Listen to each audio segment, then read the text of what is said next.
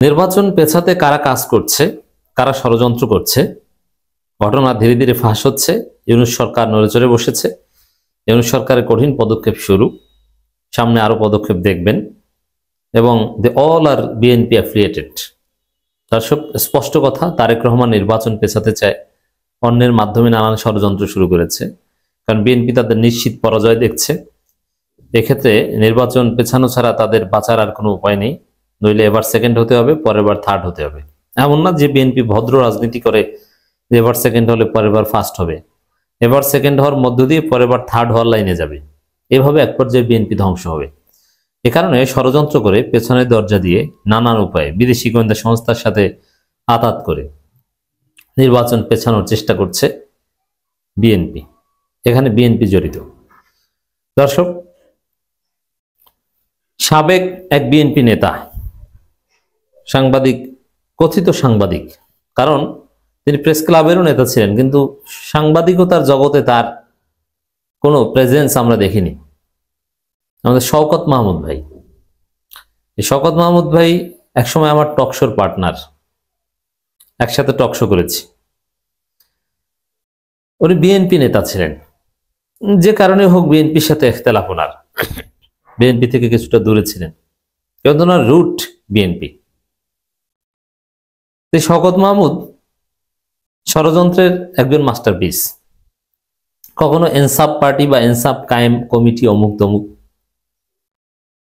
ইনসাফ কমিটি, এরকম কিছু, কখনো যুক্তরাষ্ট্রের সেই ভুয়া গোয়েন্দা সংস্থার সাথে চলেন, এখন আবার নির্বাচন বানচাল করতে চান। এরকম নানান গ্রুপ আছে। ওই যে একটা গ্রুপ দেখেছেন না, রিট করেছিল হাইকোর্টে, নির্বাচনী কার্যক্রম স্থগিত চেয়ে, সে রিট খারিজ হয়েছে, ওটাও বিএনপির কথাই করেছে। তাহলে বিএনপি কিভাবে নির্বাচন পেছাতে চায়, সেই ঘটনা কিভাবে ফাঁস হয়েছে? এক, বিএনপির ইন্ধনে একজনে রিট করেছিল। দুই, নাহিদ এবং ভিপি নূর সরাসরি খালেদা জিয়ার অসুস্থতাকে কেন্দ্র করে তফসিল ডিলে করার প্রস্তাব দিয়েছে। তিন, বিএনপির নজরুল ইসলাম খান সরাসরি নির্বাচন কমিশনে যে তফসিল ডিলে করার প্রস্তাব দিয়ে এসেছে। চার, শওকত মাহমুদ বিদেশি গোয়েন্দা সংস্থার সাথে মিলে, সাবেক বিএনপি নেতা শওকত মাহমুদ নির্বাচন বানচাল করার ষড়যন্ত্র করছে। এই ক্ষেত্রে ইউনূস সরকারের পদক্ষেপ কি? তফসিল ঘোষণা করার যে টাইম ছিল তার চাইতে আরো এগিয়ে এনেছে। না, কোনো ষড়যন্ত্রের কাজ হবে না, তফসিল ঘোষণা তো করবই, বরং আরো আগে করব। একই সাথে শওকত মাহমুদ গ্রেপ্তার, কারাগারে, এবং রিমান্ড শুনানি হবে বৃহস্পতিবার, এবং রিমান্ড নিশ্চিত পাবে। এখন এটা নিয়ে নানান প্রশ্ন, যে শওকত মাহমুদের বিরুদ্ধে কোনো ফৌজদারি মামলা নাই, তিনি রাস্তাঘাটে ভাঙচুর, চাঁদাবাজ এগুলোর সাথে জড়িত না। চাঁদাবাজ তো বিএনপির পাওয়ার লাগে, তিনি তো সরাসরি এখন বিএনপি না। আবার তার স্ত্রী বা পরিবার নিয়েও কোনো ঝামেলা নাই, তাকে কেন গ্রেপ্তার করবে? নীরবে নিবৃত্তে তার বাসা থেকে ধরে এনেছে, এবং এটা নিয়ে তেমন শোরগোলও নাই, যেহেতু তার ওইরকম গুরুত্বপূর্ণ কোনো ফেজ এখন নাই। আগে আমাদের সাথে টকশো করতেন, মানুষ দেখতো, এখন তো তাকে কেউ দেখে না।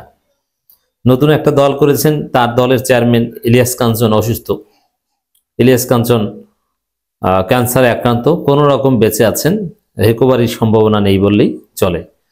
ইলিয়াস কাঞ্চন যদি সুস্থ স্বাভাবিক থাকতেন, তিনি হয়তো এখন তার দল বিলুপ্ত করে বা পদত্যাগ করে জামাত ইসলামীতে যোগ দিতেন। জামাত জোয়ার দেখে ইলিয়াস কাঞ্চন খুব অনুপ্রাণিত হতেন নিঃসন্দেহে। হোয়াটএভার।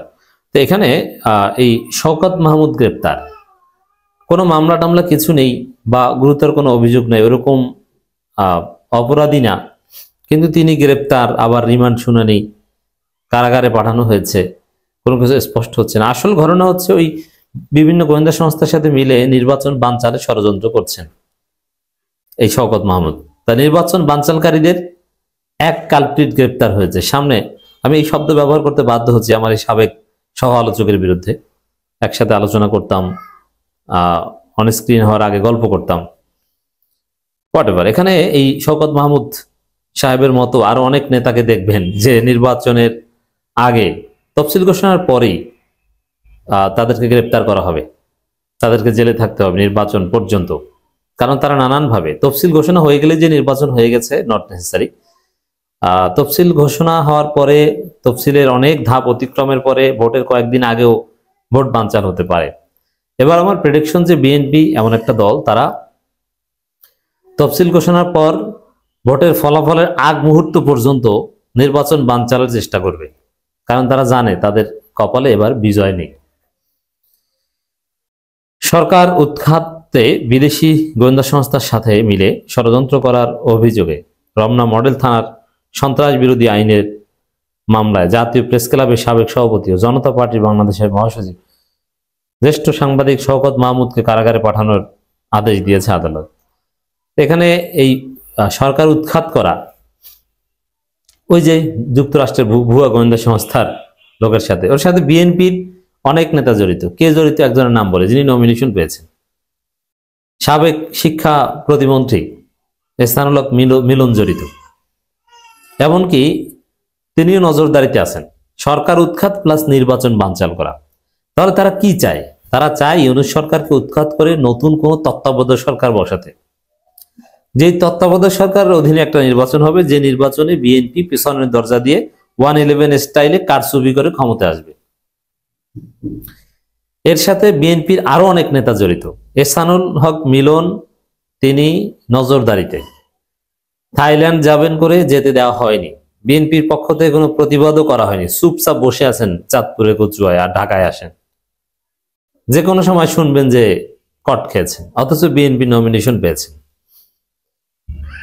আর একজন তো গ্রেপ্তার হয়েছে। তো এই গ্রেপ্তারটা, এই ঘটনা, এটা কে কে সরকার উৎখাতের ষড়যন্ত্রের সাথে জড়িত, সেই যুক্তরাষ্ট্রের ভুয়া গোয়েন্দা সংস্থার লোকের সাথে, এইসব তথ্য তো আগেও ছিল। এটা তো মিনিমাম 1 মাস আগের, 1-1.5 মাস আগের কথা। এখন কেন গ্রেপ্তার করা হলো শওকত মাহমুদকে? এর কারণ হচ্ছে যে এখন ওই নির্বাচন বানচাল বা এই প্রশ্নটা আরো দৃশ্যমান হচ্ছে, বা ওইটা এখনো যে থেমে আছে তা না। সুন্দরভাবে নির্বিঘ্নে নির্বাচন করতে হলে শওকত মাহমুদকে গ্রেপ্তার করা হয়েছে, এবং নির্বাচনের আগে জামিন পাওয়ার সম্ভাবনা আমি দেখি না। অ্যাট দি সেম টাইম বিএনপির বেশ কয়েকজন নেতা ইউনূস সরকারকে উৎখাত করে কোন তত্ত্বাবধায়ক সরকার কায়েম চেষ্টার সাথে জড়িত। একজনের নাম বললাম, আরো আছে, কারণ এমপিক্যাল এভিডেন্স ছাড়া আমরা নাম বলতে পারি না। যে একজনের বিষয়ে আমরা নিশ্চিত হয়েছি যিনি জড়িত, তার নামটা বললাম। আরো অনেকে আছে, শুধু বিএনপির না, আরো বিভিন্ন দলের আছে। এজন্য সামনে দেখবেন যে এই নির্বাচন বানচাল চেষ্টা, নির্বাচন পেছানোর চেষ্টার সাথে জড়িত অনেককে সরকার গ্রেপ্তার করেছে নানান মামলায়, এবং নির্বাচন পর্যন্ত তাদেরকে কারাগারে রাখতে হবে। এর আগে সাংবাদিক শওকতকে আদালতে হাজির করে 10 দিনের রিমান্ড চেয়ে আবেদন করেন মামলা তদন্তকারী কর্মকর্তা। সেখানে 11 ডিসেম্বর রিমান্ড শুনানি হবে। ওই যে এনায়েত করিম চৌধুরী, এখানে অজ্ঞাত, এই মামলায় অজ্ঞাতনামা আরো আসামি আছে। সে অজ্ঞাতনামা আসামির মধ্যে বিএনপি অ্যাফিলিয়েটেড, বিএনপি রিলেটেড অনেকে আছে। সামনে অনেক কিছু দেখতে পাবে।